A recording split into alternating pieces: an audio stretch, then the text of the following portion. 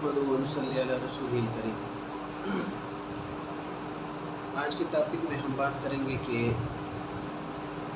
ऊँट के अंदर कितने अफराद शरीक हो सकते हैं कुर्बानी में।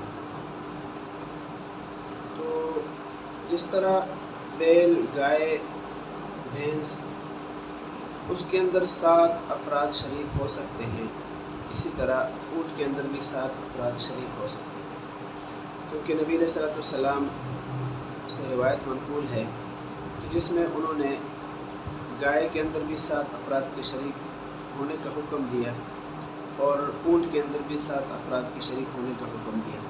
हज़रत जाबिर रज़ी अल्लाह अन्हु फरमाते हैं कि हमने नबी अलैहिस्सलातु वस्सलाम के साथ गाय के अंदर भी 7 अफराद शरीक किए और ऊँट के अंदर भी 7 अफराद शरीक किए, ऊँट की तरफ से ज़िबा किया। लिहाजा जिस तरह 7 अफराद शरीक हो सकते हैं गाय, बैल और भैंस के अंदर, इसी तरह ऊँट के अंदर भी 7 अफराद शरीक हो सकते हैं।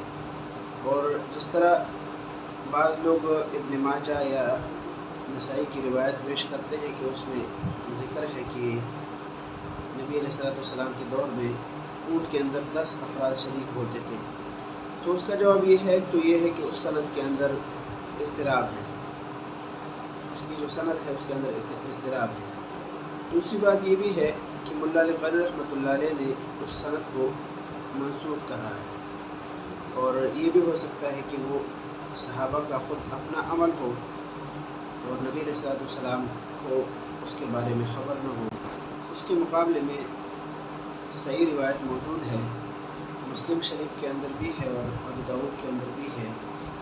हज़रत जाबिर रज़ी अल्लाह अन्हु फरमाते हैं, अन जाबिर अन नबी सल्लल्लाहु अलैहि वसल्लम अल-बक़रतु अन सबअतिन वल जुज़ूरु अन सबअतिन।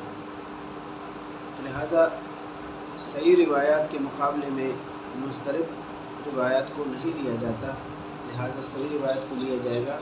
इसके अंदर ऊँट के अंदर भी 7 अफराद शरीक होने का हुक्म दिया गया है।